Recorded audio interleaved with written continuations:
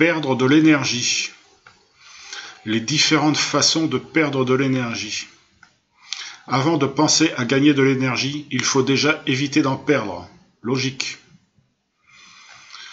Les façons les plus évidentes de perdre son énergie. On pourrait penser que le travail pour gagner sa vie est source de perte d'énergie.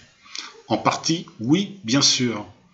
Mais en gagnant son salaire en argent, tu gagnes de l'énergie. Ça équilibre un peu les choses. Après, ça dépend de la dépense énergétique que tu es obligé de faire pour ton travail et le rapport à ton salaire net.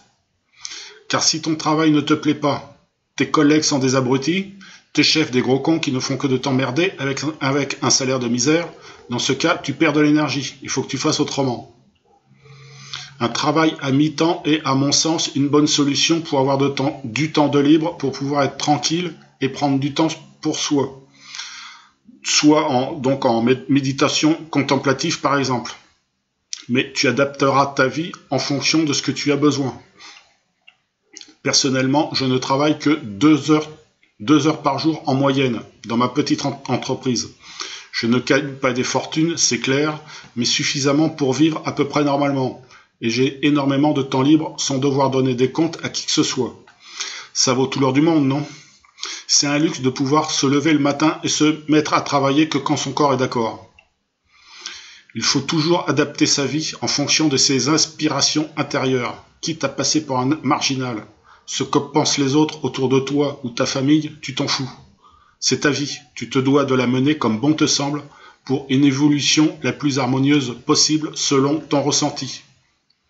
Oui, on peut considérer l'argent comme une forme d'énergie, à condition de s'en servir pour soutenir son évolution. L'argent en quantité suffisante va te permettre de vivre dignement et t'aidera si tu l'utilises sans trop dépenser en débilité matérialiste. Ça te soutient dans ton évolution. Les personnes désorganisées. Il y a des personnes qui sont désorganisées, c'est-à-dire que leurs actions de tous les jours sont faites n'importe comment. Par exemple, tu vas faire tes courses alimentaires, quand tu rentres chez toi, tu t'aperçois que tu as oublié un truc, donc tu retournes acheter ce que tu as oublié, donc tu perds de l'énergie. Dans ta vie de tous les jours, le train-train quotidien, ta vie de famille, tu dois trouver un équilibre entre tes obligations matérielles et tes aspirations spirituelles. Si c'est pas harmonieux intérieurement ou s'il y a un truc qui ne te plaît pas, change-le.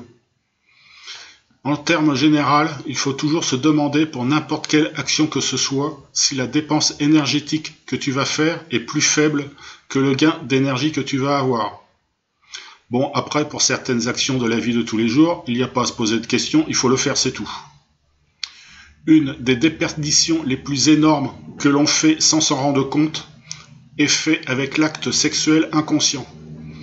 Donc, concrètement, si tu veux arrêter de perdre de l'énergie dans l'acte sexuel, tu te retiens d'éjaculer pour les hommes et pour les femmes, tu te retiens de te perdre dans la jouissance, car c'est à ce moment que tu perds de l'énergie. Voir l'article, voir la vidéo Kundalini pour gagner de l'énergie. Et elle n'est pas encore faite cette vidéo. Ça va venir.